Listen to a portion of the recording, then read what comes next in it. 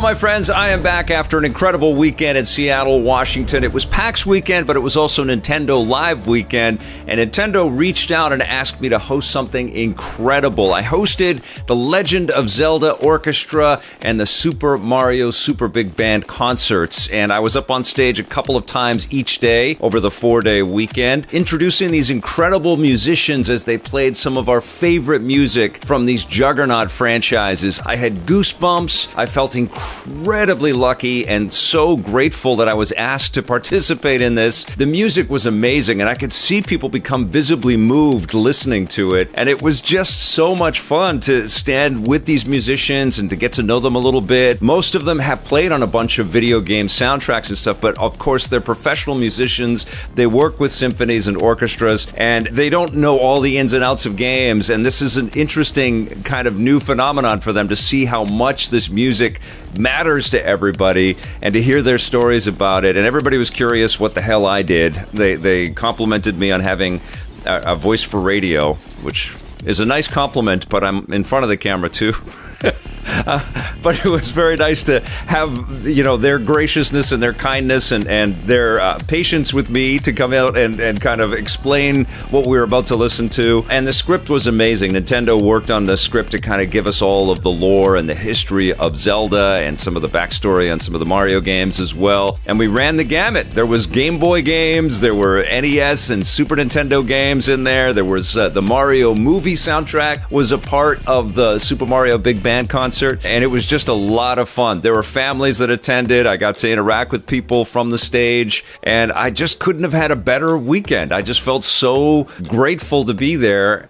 Just as a fan, it was just amazing to be there, and to be the host for all of this was just a spectacular gift. And so I'm grateful to you, Nintendo. Nintendo Live in general was just so cool. They had all of these different mini booths for most of their big brands, Animal Crossing and Splatoon and Smash Brothers. They even had like a retro kind of booth where they were showing off the Nintendo Switch Online games, and it looked like it was out of the 1980s. It was so cool. Kirby was there. Of course, Pokemon was there. But I think the standout for me and for a lot of people is Super Mario Bros. Wonder was there. It was playable, so people got a good taste of what the game experience is going to be like. I got to play it. I had a total blast playing the game. I only played it single player, although it is a multiplayer experience. I just wanted to kind of soak up the details, and I'll tell you something, it is a very trippy game. When you get those wonder flowers and you kind of zip into this alternate reality and all kinds of wacky things start happening, it's crazy and it's beautiful, and it's also kind of an acknowledgement, I think, to all of the Marios from the past, which I think is one of the most special things about Super Mario Bros. Wonder. I also love the fact that elephants are now being represented in full force. The elephant recreations of our favorite Mario characters is a sight to behold, and it's really cool to run around and splash water with the trunk and just be bigger and badder and cuter,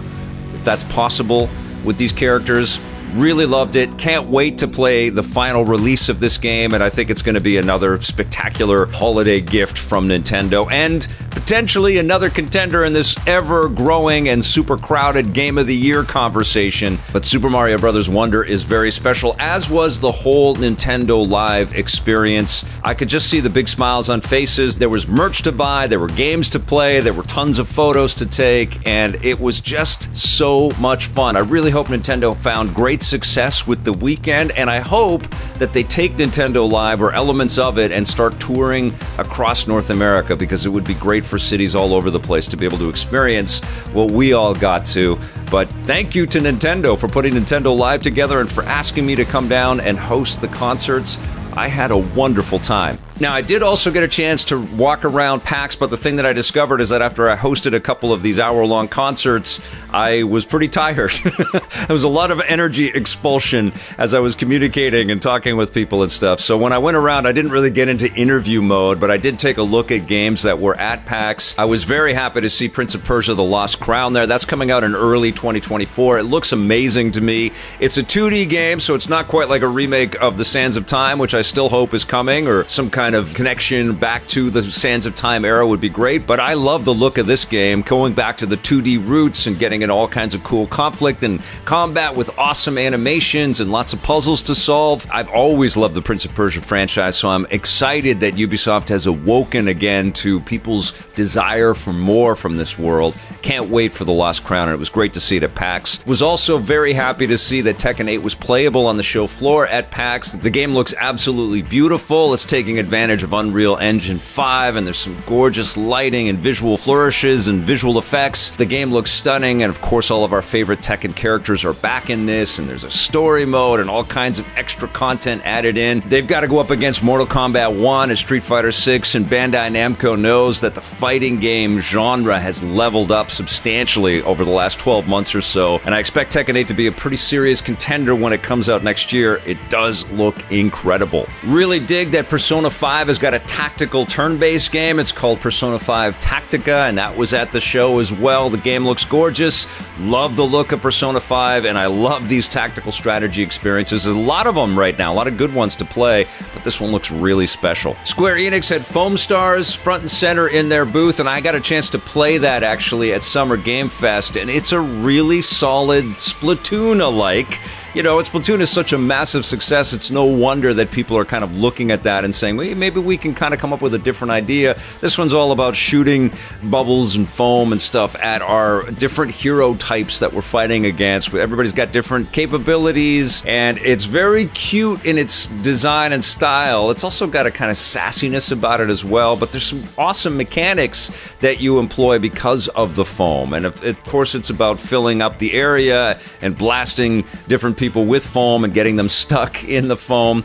But I had a really good time. It's definitely about deciding the character for you, but also working with your teammates and communicating with them. I think Foam Star is going to surprise a lot of people when it comes out in 2024. I was also super happy to see Thank Goodness You're Here at PAX, which is that weirdly animated, they call it a splatformer, with crazy-looking characters. It looks like a cartoon, like something you would see at an animation festival, but it was playable on the show floor, and it looks really inventive and really clever. I cannot wait to play Thank Goodness You're Here. And it's being published by Panic, the company that makes the Playdate, the little handheld with the crank, and it's being developed by a company called Cole's Supper, and man, it looks totally unique. And there were, of course, a ton of other indie games on the floor, lots of big lines, which I was very happy to see, people lining up to play everything. But Minna the Hollower from Yacht Club Games looks like one of the most exciting indie games on the way. It kind of fuses a lot of the ideas that we see in roguelike games, some of the popular action RPGs out there, with a retro-style, overhead, kind of Link's Awakening dungeon crawler, with cute characters and cool pixel art level designs. Yacht Club Games just makes such cool stuff. I cannot wait to play Minna the Hollower. I don't know when it's coming out, but this one looks damn good. But yeah, PAX was bustling. There were tons of people everywhere, and I had a good time. I wish I wasn't quite as tired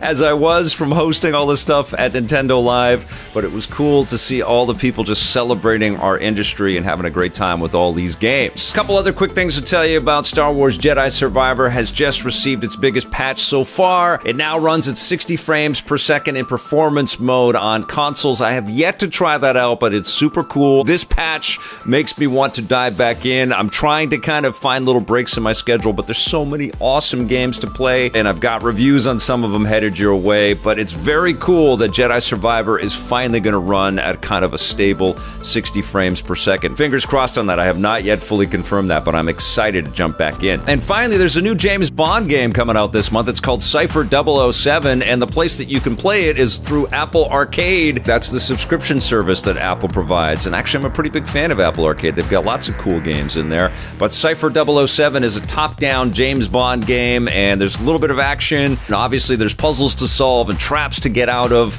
and it actually looks pretty damn decent. I can't wait to check this out when it launches later this month on Apple Arcade. All right, you guys, that's going to do it for today's rundown. Thank you so much for watching. I'll be back soon with some fresh content for you, reviews and news and all kinds of other cool things. We'll see you soon, and until then, play forever.